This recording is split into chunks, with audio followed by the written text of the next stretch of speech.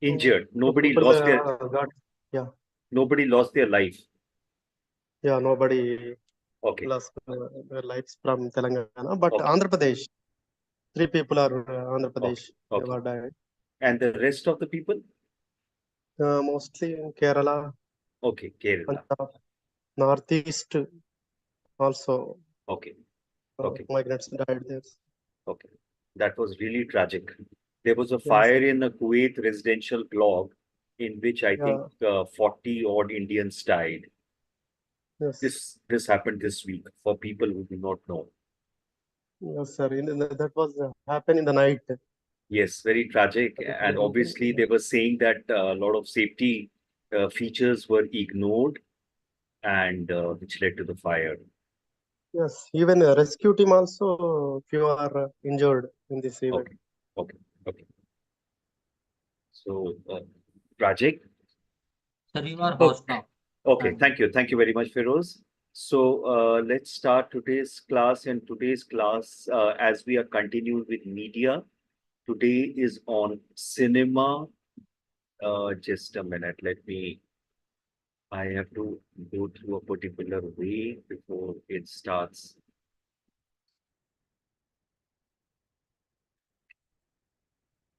Okay, guys, can you see my presentation? Can you see the PPT?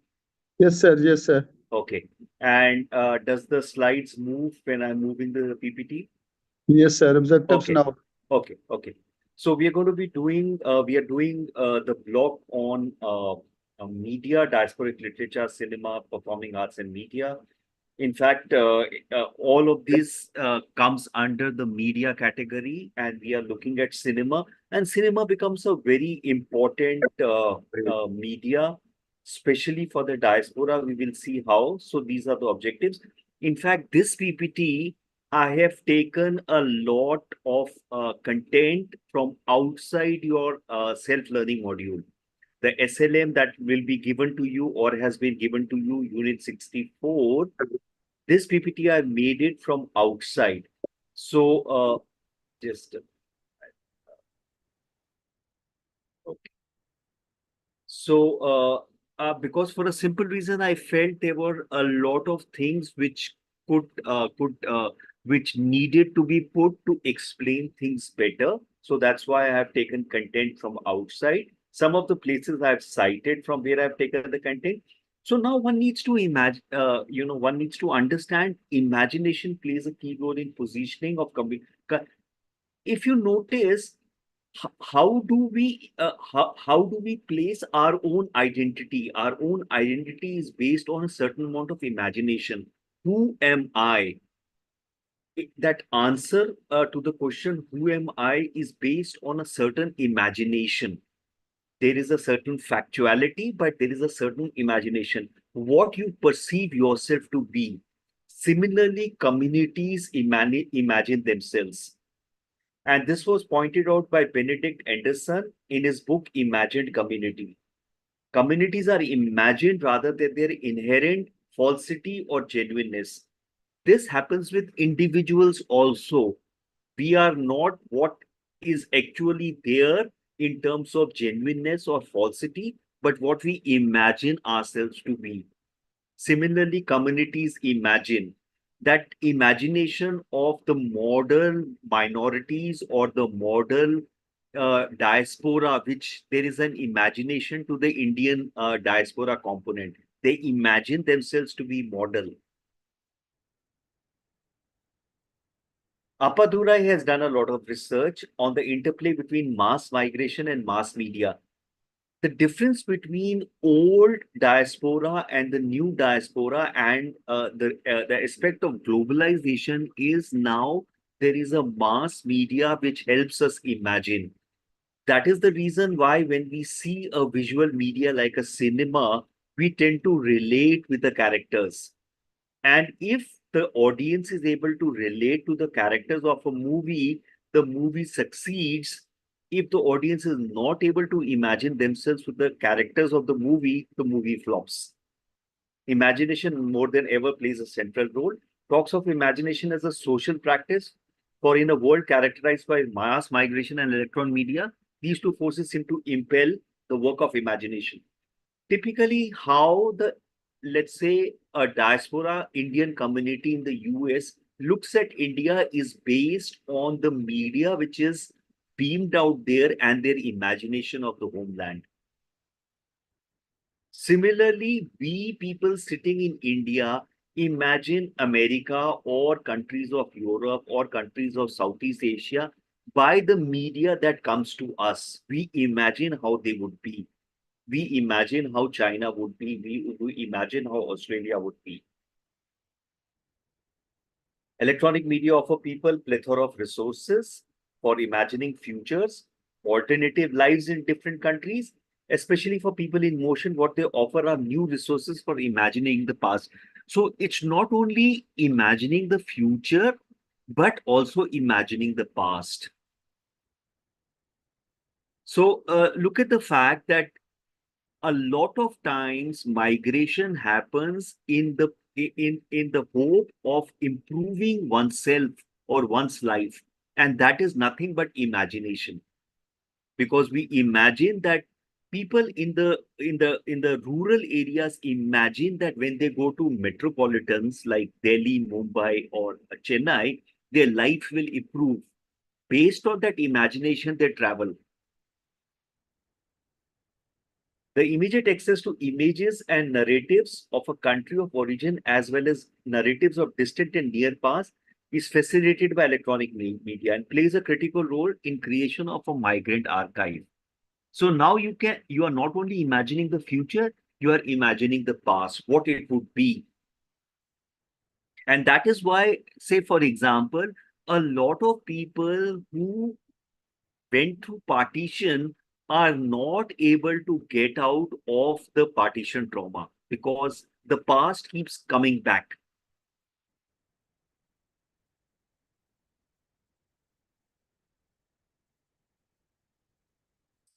So centrality of representation in shaping of diasporic identities, ability to mediate between temporal and spatial distance, triggering the ability to imagine one's own position with relation to past narratives.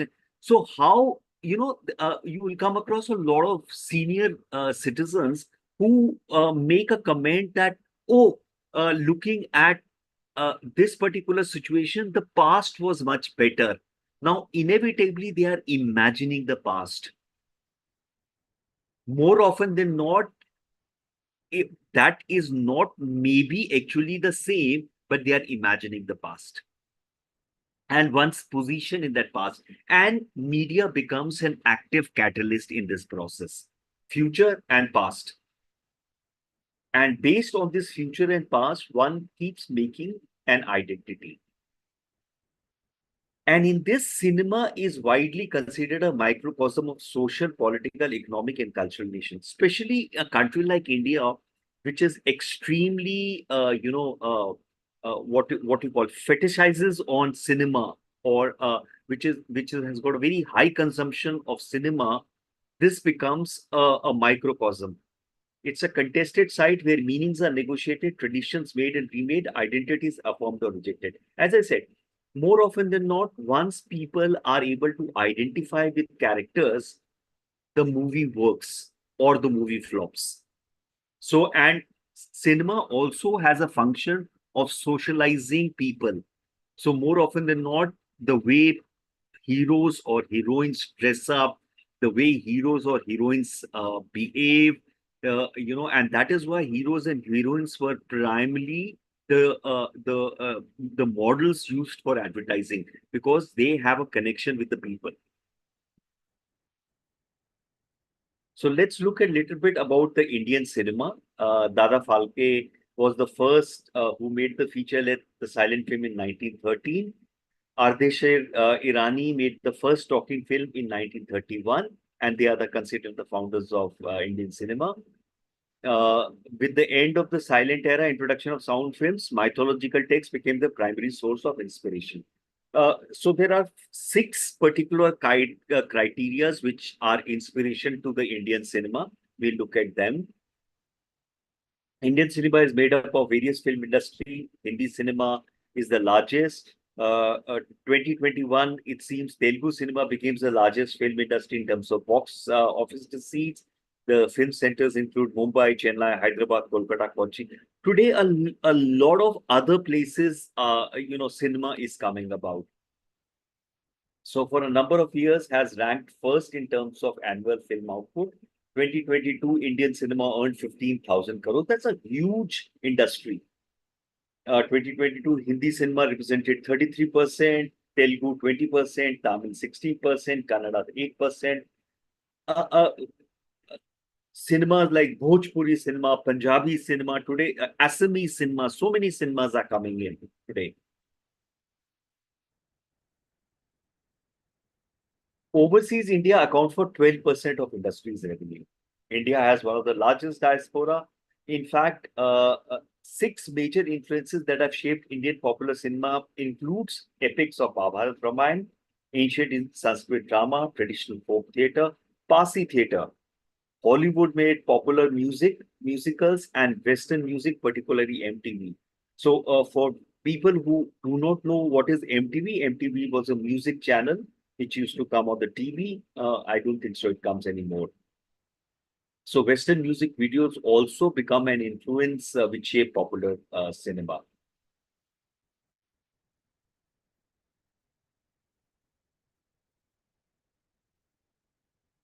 Urdu was a language of popular performances across North India. Urdu and related Hindi dialects were most widely used.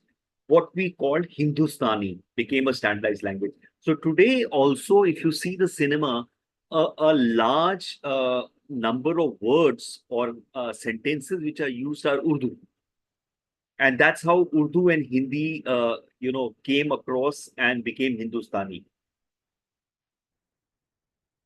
Okay, early Indian films made inroads into Soviet Union. Soviet Union was before Russia came into being. Middle East, Southeast Asia, China, Indian films are more popular in Soviet Union than Hollywood films. Even films as recent as Dangal were among the highest grossing films in China. So Raj Kapoor, an erstwhile film hero, was very popular in Russia. And his Avara disco dancer was Mithun Chakravarti.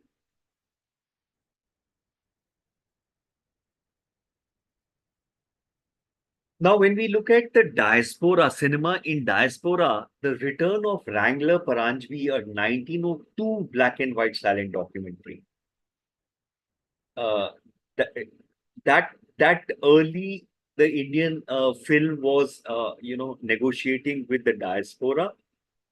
Brilliant Ferrat, England returned a successful fiction film in 21, also starred about an Indian man returning from Britain exchange.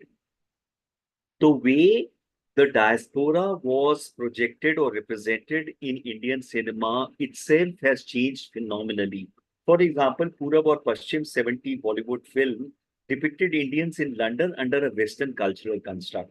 And more often than not, the expat or the diaspora or the migrant was looked at in a very derogatory way. In Purab and Paschim, the immigrant presented in an extremely unfavorable light. The young hero played by Manoj Kumar is Bharat and quite explicitly embodies the nation. Living abroad means living in a den of depravity, uncensored appetite, losing of renouncing one's values. Remember the fact in when Indians used to travel outside the border, they used to say, they would lose their caste, they would lose their values, they would lose their Indianness. So all these things were there. In fact, when the earlier Indians left, most of them were told to be excommunicated from their caste and so forth.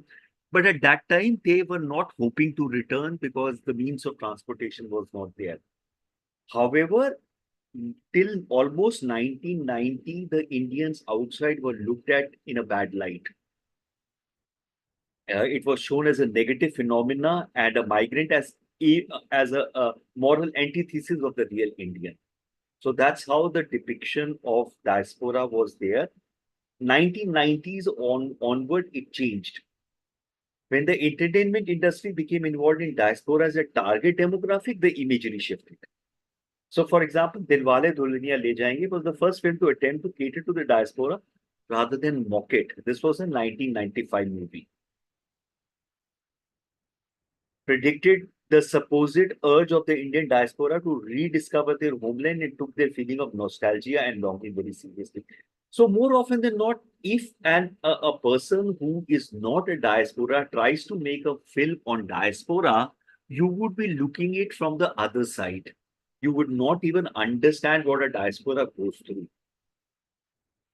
So that is how it was. Subsequently, 1990, when the Indian economy liberalized, there was lots of movement which started happening. There was a rise of a middle class. People were migrating. Was when the entertainment industry started engaging.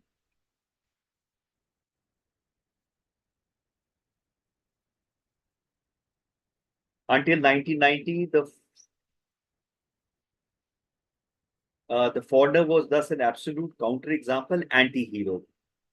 Foreign characters of Indian origin suddenly acquired a totally different connotation. The term, in fact, a simple thing, the term vilayat gave way to pardes. Though vilayat and pardes are very much Persian terms. Say, for example, vilayat, a Persian word derived from Arabic. Vilaya means a province. Persian, the Pardes is a Persian term into Hebrew, which means almost means a garden. In fact, Vilayat was also used during the colonial era to designate England and Europe, which was outside India, always associated with immorality and social aberration. So, how the words itself used changed.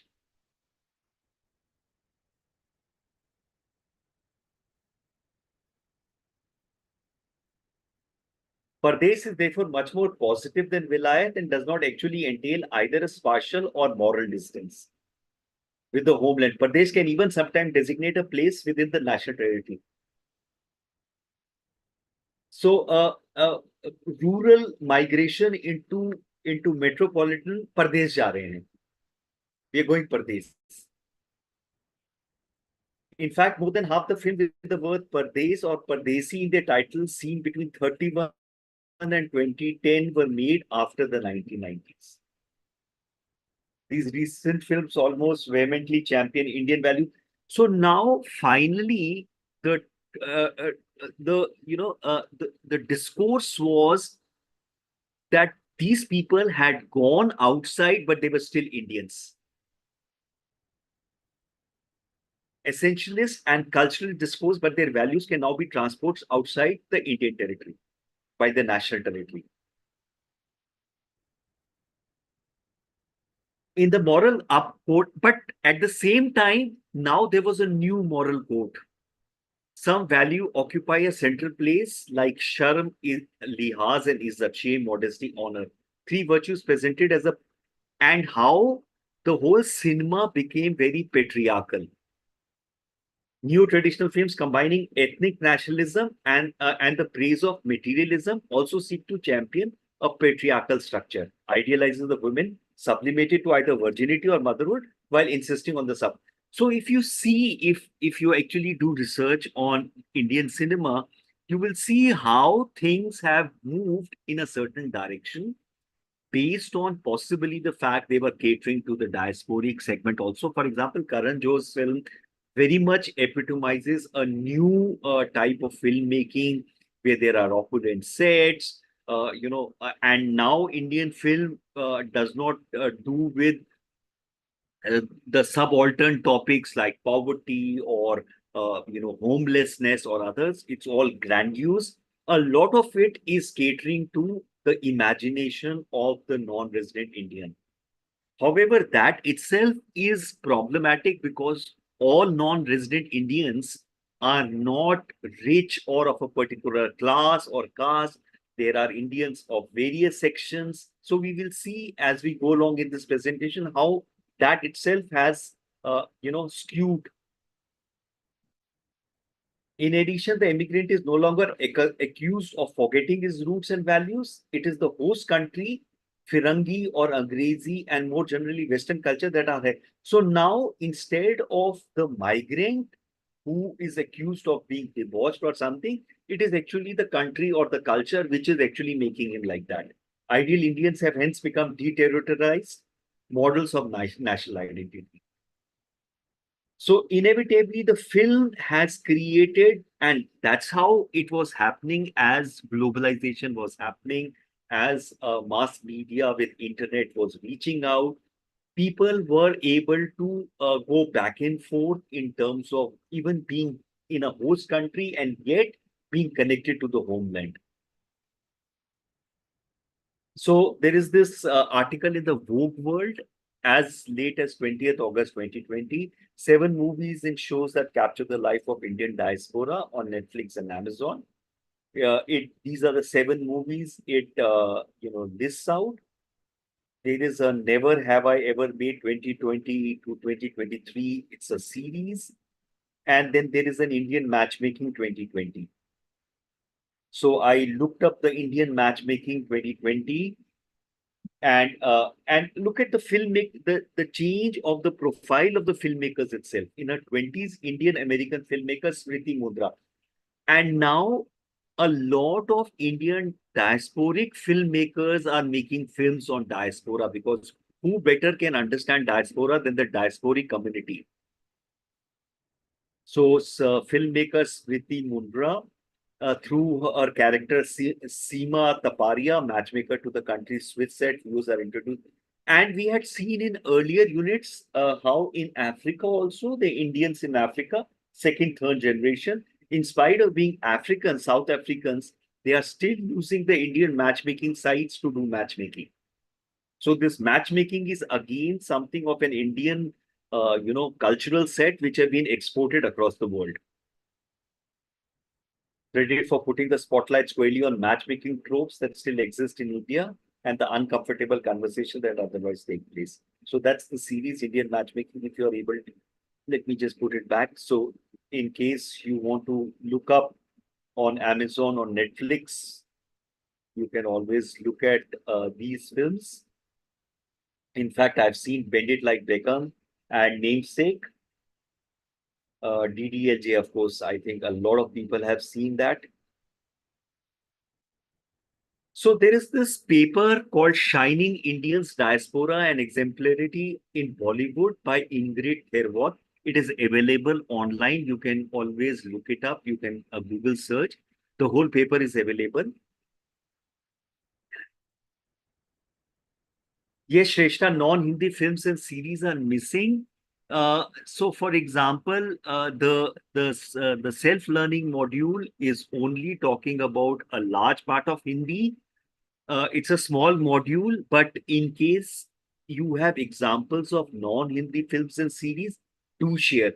In fact, today the large part of actual good cinema is happening in non-Hindi languages. A lot of good cinema, actual real cinema is actually happening in Bhojpuri and Punjabi, for example. Whereas, and that's why I said, even when we were talking about literature, we were looking at Indian English literature. But in today, vernacular, there's a lot of vernacular which is happening. Unfortunately, the SLM is not talking about it.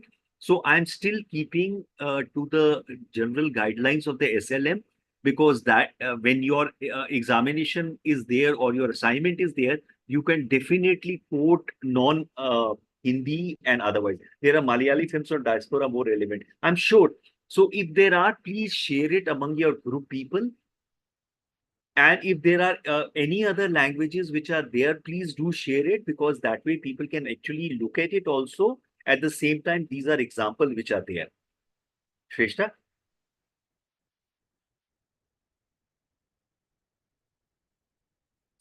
So this paper on Bollywood, since the first film made in 13 played a central role in formulating a national identity and promotion. So cinema, like any other media, but cinema, Indian cinema, more than any other media, including the internet, actually promotes normative behavior. So when we are looking at a movie, we are looking at what is correct and what is incorrect. In fact, there was this, film which was made on old age, which had a popular cast of Amitabh Bachchan and Hema Malini. And looking at that movie, all old parents, in fact, all youngsters started hating this movie because old parents started looking at their sons through a very distorted prism. I forget the name of the movie. It had Amitabh Bachchan and Hema Mali, and the sons kind of ditched their parents. Uh, Bhagwan. Bhagwan, that's right. In fact, after Bhagwan, there was a whole lot of tension in the society with all parents looking at their sons that these guys are going to ditch us. So much so that film is perhaps the single strongest agency for the creation of national mythology of heroism, consumerism, leisure, and social. So, if you look at the Karan Johar movie, the recent Dharma productions, there is opulent sets. You look at the cast, look at their fashions, look at the way their mannerisms. For example, DDLJ was a single important factors for pushing down the North Indian Punjabi festival of Karwa Chauth across the country. Creation of a national mythology of heroism, consumerism, leisure, and socially. Appadurai says this constitute a particularly interesting area of study because of its history and because of its key role in creation of a national identity and collective imagination. So when Shah Rukh Khan's Jawan came into the theater, it was like a national festival. In fact, directors, producers, distributors, financiers, even the censor board all seek to ensure the projection of lucrative, aesthetically pleasing, and acceptable content. Everybody tries to make the content acceptable.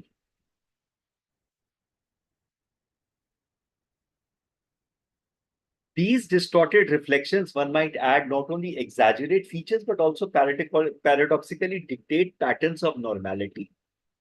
Why do children act the way heroes act or heroines act? The styles of heroines are copied by girls. The styles of heroes are copied by guys. So when Tere Naam came in with Salman Khan with a particular hairstyle, there was a whole generation of Tere Naam hairstyle which came out. In this sense, they shape and impose exemplarity by broadcasting role models, figures of idealization and identification at once. Major actor of social engineering. So everybody is supposed to act in a particular way. That's how cinema works. That's how the power of cinema is there, which was initially in, you see South cinema, you see Tamil cinema, it's larger than life. You see Telugu cinema today, Malayalam cinema, larger than life. Their actors are, in fact, both in Tamil Nadu and Andhra. The leading actors went on to create political parties and came into politics. So it becomes a major thing. Characters of the expat Indian perfectly illustrate this phenomenon. The past 20 years, symbol of Indian achiever, a kind of uber Indian able to assert this ethnic and national identity in a globalized world. Successful capitalist, male, family oriented, technology savvy, and a devout Hindu, all at once.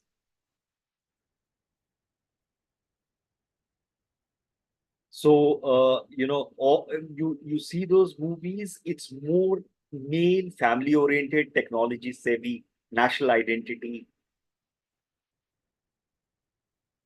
Dilwale Dulhania ले जाएंगे, परदेस, कुछ कुछ होता है, कभी खुशी कभी गम, kitne dur, kitne paas, Namaste London have given pride of place and have generated new practices, fashion trends, tourism, or rejuvenated or like in rekindled observation of Karwa Chauth festival in North India. Karwa Chauth is an extremely rural Punjabi festival. Now you have women from Bengal or down south also practicing Karwa Chauth because a certain element of commercialization has taken over.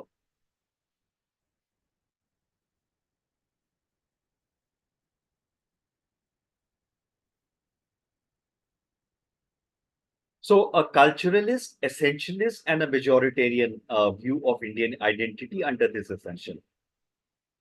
Ethnic nationalism, pan-Indianism gained currency during the 90s. as the country's economy was opened up. Indian culture is portrayed as family-oriented, Hindu, the preserve of women within the home, and yet portable. So the women is portable and yet within the home, and thus possibly transnational. So the whole concept of transnationalism is very strongly portrayed in the movies, in the Hindi movies, especially from the 1990s onwards. I am not sure about the regional cinema, but if you see the regional cinema, you'll be able to get it.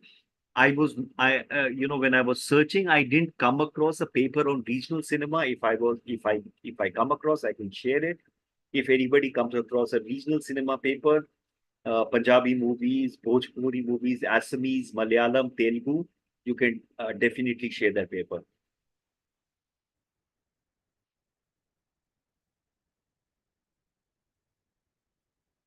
So, cinema is much more in terms of enacting, teaching, and dissemination of the nationalist discourse, heralding the combined virtues of consumerism and devotion and of cosmopolitan and roots. So, subtly the message comes across.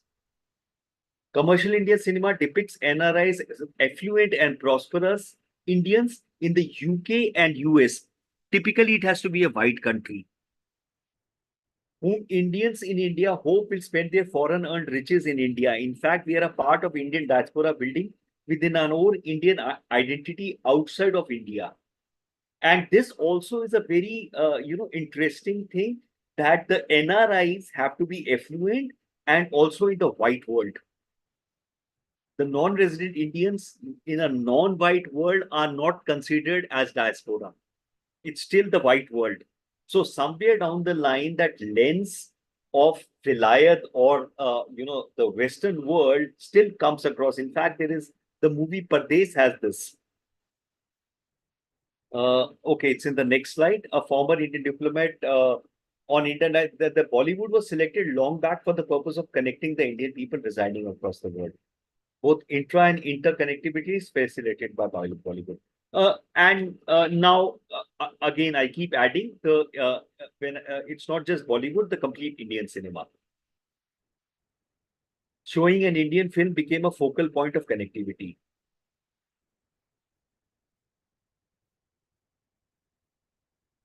So that was Sharma. Made during the last 15 years, thus reflect the change from just solely to just sanguine. Just solely is of soil, sanguine is of blood, conception of citizenship. So finally, the Indian diaspora has been accepted as a part of India, which earlier was that these guys. In fact, this is what we have seen in the earlier units on diaspora across the world. More often than not, people who used to leave their homelands were treated as traitors till the time with the integration of the world with globalization. The countries realized across the world that diaspora is a very essential ingredient of homeland. The migrant promoted to the rank of blood brother has therefore ceased to be a symbol of other and has become instead a prototype of the new Indian, globalized and modern, but always a nationalist at heart. This also goes parallelly, a nationalist at heart. Panthamari is a brilliant Malayalam movie on the life of a Gulf worker. Okay, so Sophia is sharing a film called Panthamari, a brilliant Malayalam movie on the life of a Gulf worker. Sophia, I'll definitely see today if I can get the link somewhere. I'm sure there will be other movies in Telugu or Tamil. Even the film Take Off. Okay, so there are these two other movies which are suggested. If there are any links, you can put it in the WhatsApp group so that people can watch it. Ujwal was sharing a Pakistani song. Ujwal, are you there? Sir, Yeah. So tell the class about the song that you were sharing. so it was a song that was trending last year called Pardes Katinda. It is, I think, Sindhi or a regional Pakistani language that is being, and it says like the struggle or the sacrifice that a person who is leaving behind his beloved and his family, his home, and is living in any foreign country. So So you I can can look. share the Sorry, yeah. please share the link with so that the other students can, people can, hear the song. In fact, that song has a lot of Derewali, Punjabi, and Urdu words. Yeah. Takeoff is about Malayali nurse who got stranded in Iraq during war. Okay, so Shrestha is sharing this. There is Takeoff, Monsoon Wedding. Yes, Deepthi, Monsoon Wedding is definitely a movie on diaspora. So if you, that's what I'm saying. If you start seeing, then there is a lot in various ways this diaspora is assembled. And what we are talking out of this SLM is certain examples, but there will be more. Shiva relocates from an Indian village to Dubai, aspiring to become rich, and meets Lakshmi, who has big dreams. However, they soon become victims to injustice, decide to flee the country. Swadesh, what movie is this? Gulf movie in Telugu. Okay. What's the name of the movie? Yes, sir. Gulf Swadesh, movie. Movie name is Gulf. the movie name is Gulf. Gulf. Okay. Yeah. So, Gulf. so there is this Telugu movie called Gulf. Yeah. See, that's the beauty of a class like this where there are people from various parts of the country, and once we start sharing, there is a whole lot of information that we are able to collect together. And again, as I said, the SLM is more like a starting point. It's like a framework in which one can add a lot of value.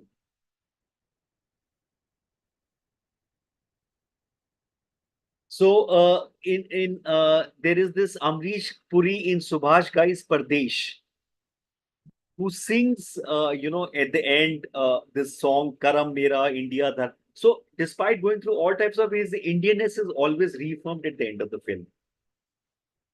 Similarly, in DDLJ, they talk with great emotion about Apna Desh, Meri Hi Mitti, Hamare Desh Ki Mitti. This was more in trying to connect with the diaspora, the nationalistic, streak, or the fact that they are nationalists at heart. Representing of ethnic nationalist diasporas developed for the diaspora in films to the years 1990 to 2000, and remains one of slogan global Indian family. In fact, as we have been talking about in earlier units, the second and the third generation of diaspora have totally broken out from that remembrances mode, and in fact now are able to make movies beyond the homeland. So we will see some examples. Uh, in positioning and drawing the diaspora in the fold of the great Indian families. For example, Kabhi Khushi Kabhi Gum articulates everyday struggles over being Indians in diaspora to a larger project of cultural citizenship that has emerged in relation to India's tentative entry into the transnational economy. So, more often than not, the cinema will replicate what is happening in the larger society and economy. And we have seen once with the liberalization, what had happened was the Indian became transnational. Rather than being a diaspora or a migrant, the Indian became a transnational. Navigation of the space. So that was that. For example, Raj of DDLJ, the almost generic name of Bollywood heroes, can remain Indian even in migration, defined his Indianness by upholding of patriarchal values. And then there is obviously a cultural construct. You need to understand how this is positioned. The genre of romantic comedy is by sense conservative, since it's based on assurance of a return to a moral and social order. So the boy and the girl, for example, in DDLJ have grown up outside, they are second generation, and yet they will portray certain amount of Indianness. So in the first scene, he is going to get beer, but and he's a rebel, but subsequently he bows down to the elder Indian authority. So there is this negotiation which is happening in the cinema. Projecting NRI role models go even further, since they do not merely seek to reconcile individual aspirations with duty to the community, they seek to recreate and propagate a fetishized version of tradition and normalized reactionary. So for example, in Forced Marriage in Namaste London, I haven't seen the movie, though I've heard about the movie. I must definitely see it, but it's talking about forced marriages in Namaste. Even in DDLJ, the fact is the boy and the girl are NRIs, and yet the guy wants to take the girl's father permission before marriage. It's a very Indian kind of you know tradition. I recall reading a book called Gifted, based on a girl growing in America, very different picture of the family. Yes, absolutely. Shrestha, cinema is always a glamorized or a fetishized version of the reality. In fact, the cinema which is made by Bollywood is marked different from what is actually happening. And in fact, we will see in one of the slides that the the regional cinema is doing a better job on actually putting up issues of diaspora rather than the Hindi cinema. Hindi cinema is still very glamorized because somewhere down the line, the filmmakers want to show a very, very good kind of picture. At the end of the day, you must feel a very good feeling, which is not actually the case for a migration or for diaspora. Shrestha? Yes, sir. A scene in Pardesh demystifies the area of unified transnational. So there's a family of Baldev Singh settled in US, still Indian at heart, is contrasted to a family of Amir Chand from Sri Lanka. In fact, the family of Amir Chand is not even dwelt much, but the family of Baldev Singh seems to be dwelt more. The Indian from the white world. The model Indian is not only a man who's retained conservative family values while living and earning money abroad, he must have done so in an appropriate country like US, UK, Australia. So this is what researchers have found out. And when you watch these movies, it's too stark to miss.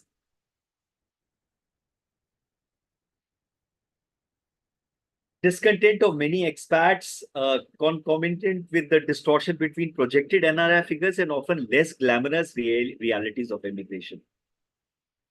NRI role models does not always meet acceptance, particularly in provincial towns where filming. So, in fact, feel alienated to the new Indian modernity and its shining Indians, and that's why the paper is called Shining Indians. Remember, in one of the earlier regimes, they had brought out the Shining India campaign, which did not work because India is much more complex than the projected of this shining part. Audience can actually enjoy another kind of films, often realistic pictures made in Bhojpuri and Punjabi. For example, this paper is talking about Bhojpuri and Punjabi, but we have already seen in the class that there are examples of Tamil, there is an example of Malayalam films, which are much more realistic in terms of projecting diaspora. So some quickly on some diasporic filmmakers. British Indian director Gurinder Chadha, one of the most important and influential diasporic filmmakers, short documentary I'm British, but addressed a number of critical issues in discussion on diasporic subjects such as racism, multiculturalism. Bend It Like Beckham is about this girl who wants to play football. In a latest world, colonialism and heritage, important staple in diasporic filmmaking, offers a glimpse into British Indian Asian life, critical questions, legacy of colonialism in British society. There is Bhaji on the Beach or Bhaji on the Beach, 1993, also first film directed by women on South Asian heritage in Britain. Celebratory of multiculturalism and hybridity. So a diasporic filmmaker would look at the subject in a totally diasporic way, whereas an Indian filmmaker will not, possibly they will paper over a lot of diasporic issues. And unless these issues are raised and talked about, inevitably, we'll have a very nice, fuzzy feeling without knowing actually what a diaspora is feeling. Viceroy House 2017 was released on the 17th anniversary of partition. A film focuses on final day of British Raj. Chadha's own stated aim of offering a British Asian perspective on partition. Because each person has a different perspective. Then there is Abid Khan, son of immigrant from Pakistan, released his movie Granada Nights about a young British Asian students who come of age during a summer in Grenada. So now this subject is not of homeland. This is the subject is about a diaspora, a British Asian student coming of age. And I picked up this Abid Khan from Pakistan because the cultures are very similar. Sajid Bains, controversial UK-based film director, debut film Triads, Yardis, and Onion Bhajis. Unprecedented Furor, second feature Cash and Curry, was completed and was released in 2010 in UK and Ireland.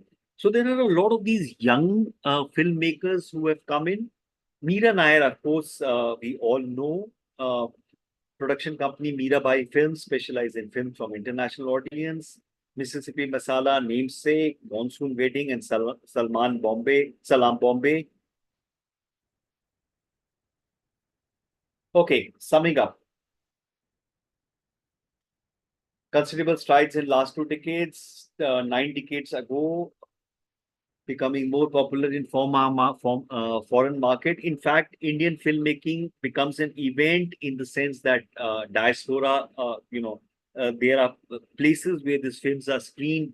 These places become, place where people get together, and the expansion of brand India. Industry has advanced in every field of globalization. So from a migrant and diaspora, the Indian became a transnational, and the cinema has followed the same path. Widely considered a microcosm of social, political, economic, and cultural life. It's a contested site where meanings and everything. And in fact, again, as I will again repeat, a lot of good cinema now is coming in the regional languages rather than Hindi. Hindi is the run of the mill standard masala films which get made, but a lot of good cinema today is coming in the regional cinema, which also adds up to the Indian cinema. There are 3 references I put: diasporic audience in non-resident media, case of Indian films, the growth of Bollywood, introduction, globalization, the national, popular, and contemporary Indian cinema. Okay, let me stop here. Let me start my video. Okay, hi. Any question? As you rightly said, if there are any specific movie examples from your part or do share it in the group. The movie is called Gulf Movie in Telugu, shared by Swadesh.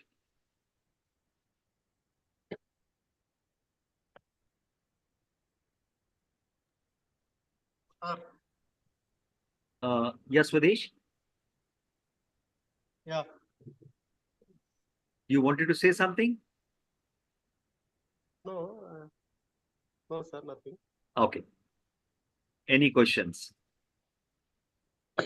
Sir, any documentary or a movie regarding effects of illegal migration? Because Malta vote in 1996, and Ah. secondly, the crossing USA border from the Mexico side, a particularly movement regarding illegal migration. Is there anybody who has any link to illegal migration documentary or movie? Can please share? Gurpreet, I can search out and I can share it next time, or I can send you on mail. Thank you, sir. Thank you, sir.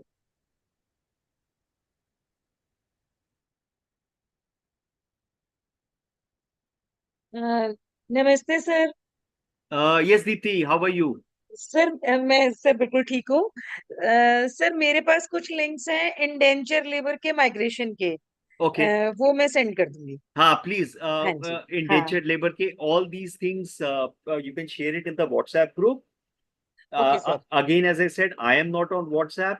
So in case you want to share it with me, I am again giving my email ID. हाँ जी आप अपना email ID भेज दें sir मैं अपना email ID share कर रहा हूँ group chat पे, and I'm sharing my mobile number also. I'm not on WhatsApp, but I'm on Signal and Telegram as a messaging app. So okay sir in case somebody wants to contact me and has Signal and Telegram, I'm not on WhatsApp, unfortunately. I don't use WhatsApp. And sir one more question आपने अभी बताया just solely to a just sanguine हाँ जी, conception. जी हाँ. ये मुझे समझ नहीं आया. Citizenship is based on multiple criteria. So just Sony is soil. So if you are born in the country, then only you'll get a citizenship.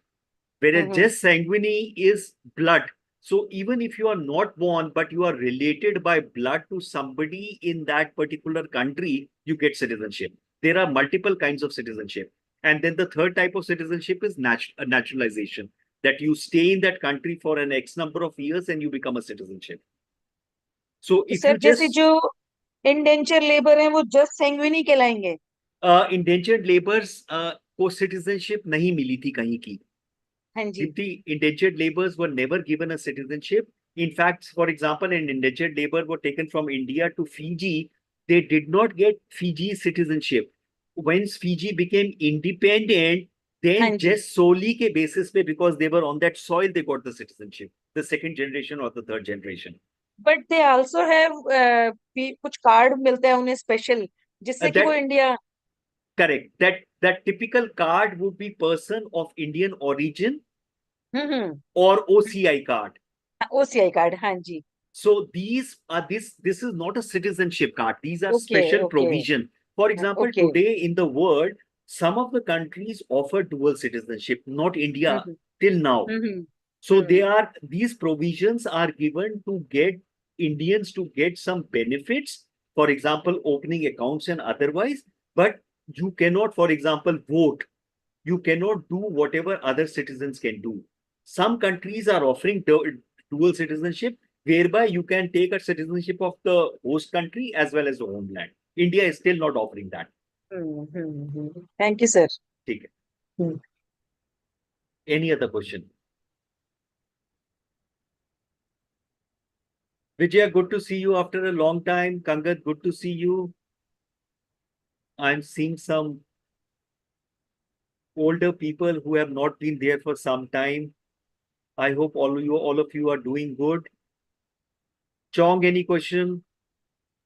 कैसा है sir Delhi में वेदर? Yes, Swadesh? दिल्ली में heat heat Oh yeah, the whole North India is suffering from a terrible heat wave. We are so Gurjeet was talking about Gurpreet was talking about 44, 45 in Punjab. My my mobile is showing 44 out here. And if you go out, you almost feel like, if you break an egg over, an omelette would be made. It's so hot. Vijay Nair from Kuwait, she sent some. Yeah. Vijaya Nair She's from from Kuwait. Kuwait. Everything fine, Vijaya? I hope nobody from friend or person got caught in that fire. There was a fire in a residential accommodation in Kuwait. Many Indians lost their lives. Good afternoon, sir, and good afternoon to all of you. My heartfelt condolences to all those who have lost their life in fire accident. Unfortunately, the previous day we had been to that same place for group gathering, and while crossing, we just saw the board and we were crossing from there, but we never thought that the next morning would be so tragic. Quite a lot of people died. Quite a lot of people died.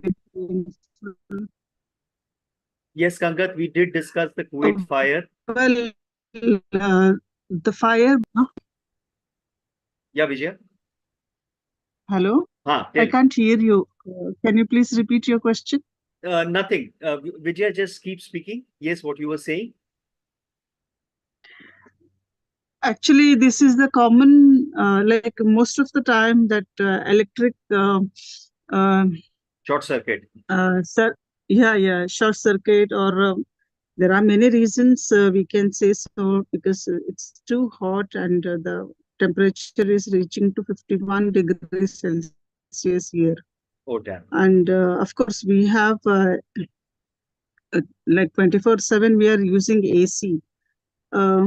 But of course, electricity electric gadgets are not so strong enough, I can say, because these are these buildings, they are constructed with and um, wiring and the wiring capacity of the wire or a voltage which it can supply to the electricity compared to when they built building, that time it was different. The temperature never used to reach more than 35 or 40 degree.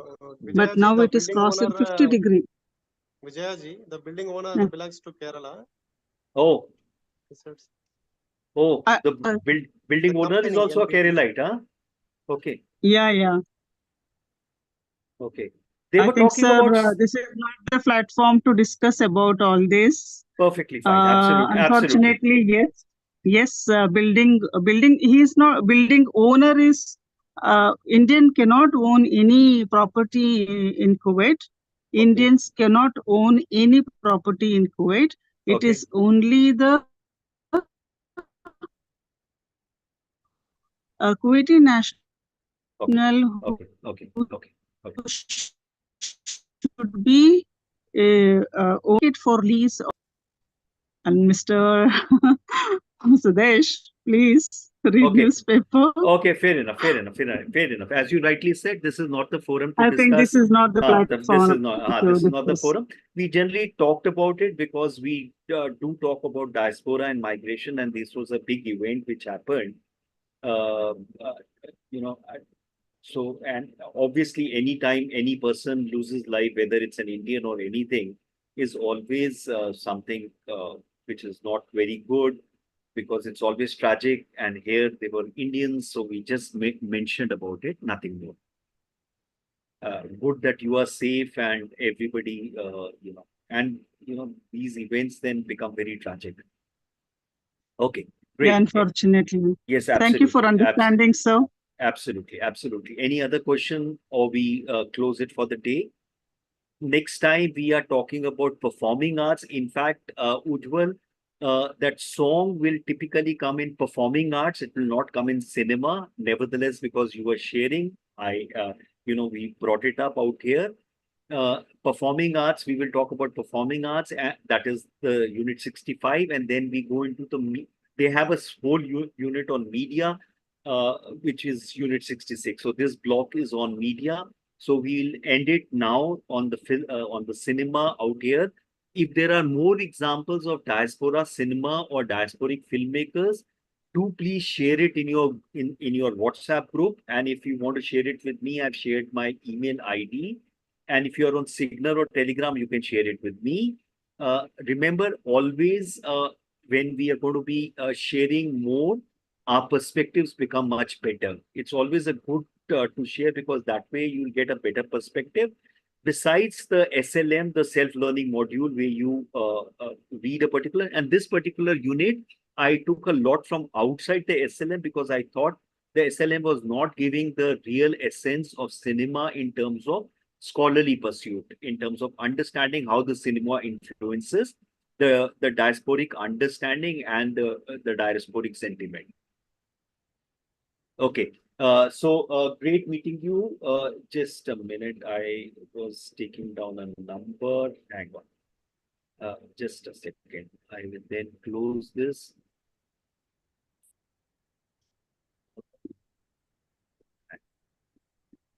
And I'll see you next Saturday at 3 o'clock.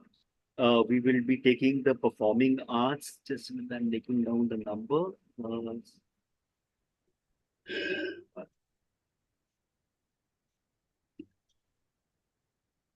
Okay. Have a nice week ahead, nice weekend, and a nice week ahead. And I'll see you next Saturday at 3 o'clock. Bye bye then.